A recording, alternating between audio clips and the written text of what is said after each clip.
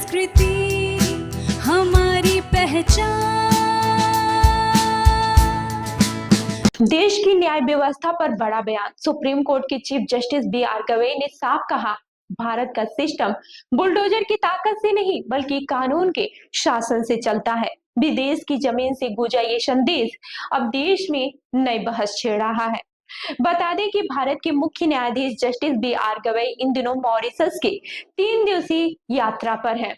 इसी दौरान उन्होंने सबसे बड़े लोकतंत्र में कानून का शासन विषय पर आयोजित सर मॉरिस रॉल्ट स्मृति व्याख्यान 2025 का उद्घाटन किया। इस मौके पर उन्होंने एक बार फिर बुलडोजर कार्यवाही की निंदा की और कहा कि भारतीय न्याय व्यवस्था कानून के शासन से संचालित होती है, न कि बुलडोजर के शासन से। गौरतलब है कि जस्टिस गवई ने पिछले 10 दिनों में दूसरी बार बुलडोजर न्याय पर टिप्पणी की है। उन्होंने सुप्रीम कोर्ट के उस फैसले का जिक्र किया है जिसमें कहा गया था कि अपराधियों के कथित मामलों को लेकर उनके घरों को गिराना संविधान के अनुच्छेद 21 के तहत आश्रय के मौलिक अधिकार का उल्लंघन करता है। उन्होंने साफ कहा कि कार्यपालिका अपनी सीमा से बाहर जाकर कानून की जगह नहीं ले सकती।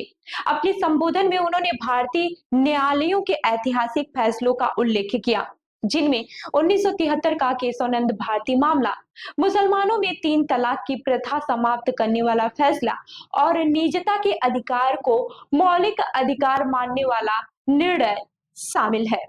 उन्होंने कहा कि ये फैसला दिखाते हैं कि भारत में कानून का शासन केवल नियमों का समूह नहीं है, बल्कि ये सुशासन और सामाजिक प्रगति का मानक है।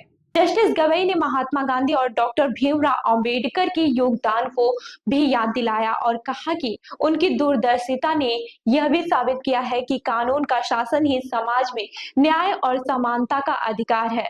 इस कार्यक्रम में मॉरिशस के राष्ट्रपति धर्मवीर गोकुल, प्रधानमंत्री नवीन चंद्र राम गुलाम और प्रधान न्यायाधीश रेहाना मुंगली गुलबुल भी मौजूद थे।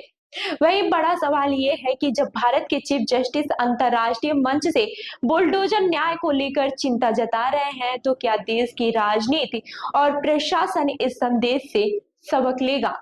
तो इस खबर पर आपकी क्या राय है, हमें कमेंट करके जरूर बताएं।